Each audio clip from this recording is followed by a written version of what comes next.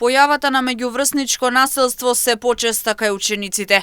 Интернетот е една од главните причини поради кои доаѓа до булинг во училиштата, но и надвор од нив.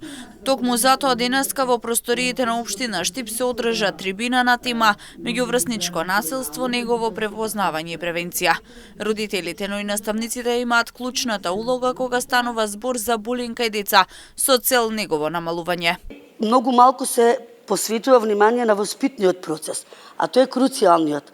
Зашто децата денеска снимаат кога се случува насилство, а не помагаат? Затоа што емпатијата е изгубена. Затоа што не сакам да звучи прегрубо, меѓутоа развиваме егоисти, индивидуалци. Тоа се наметнува и самото општество. Родителската грижа и квалитетно родителство, на зашто всушност зборуваме, тоа е нешто што треба да се врати на некој начин. Не ни е оправдание транзицијата, трката по работа, знаете, многу е лесно. Од друга страна, преголемата доверба на родителот кој своето дете. Малку треба да бидеме и самокритични. И кога истражуваме, јас имам секогаш да копнеме подлабоко. Дали ние навистина го познаваме нашето дете?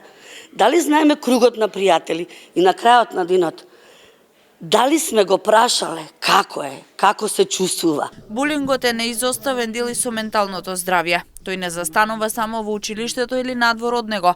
Тогаш почнува, а продолжува дома. Детето, кога ќе дојде дома, сваќа колку може да развие анксиозност, депресија, осаменост, тага, да западне во една ситуација каде што ќе се чувствува несреќно, тажно и осамено.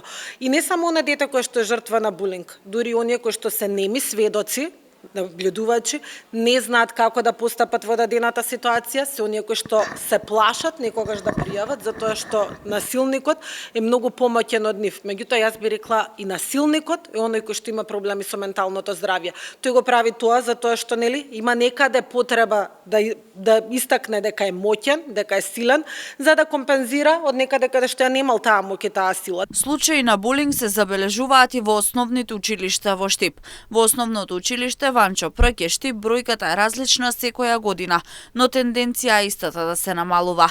Затоа се преземаат соодветни мерки, активности, работилници со цел да се подигне свеста кај децата и да не се случува меѓуврсничкото насилство. Зависи од видот на насилството, од степенот на насилството, се преземаат соодветни мерки. Секако дел од мерките се повикување на жртвата и на насилниците, ако смеам така веќе да кажам, нивните родители, се преземаат работилници во континуитет, за да се избегне повторувањето на случајот. Во училиштето постои тим за превенција од насилство, кој работи согласно можностите, законските можности на училиштето. Ние конечно имаме оделенски час на кој постојано работиме, работилници за превенција, меѓу другото и од насилство, кои во последно време ни се зачестени. Само со партнерско и мултисекторско работење може да прекине насилството. Токму затоа се работи на национална стратегија, која ќе подразбира од истражување до препознавање и превенција да не се случува меѓуврсничко насилство.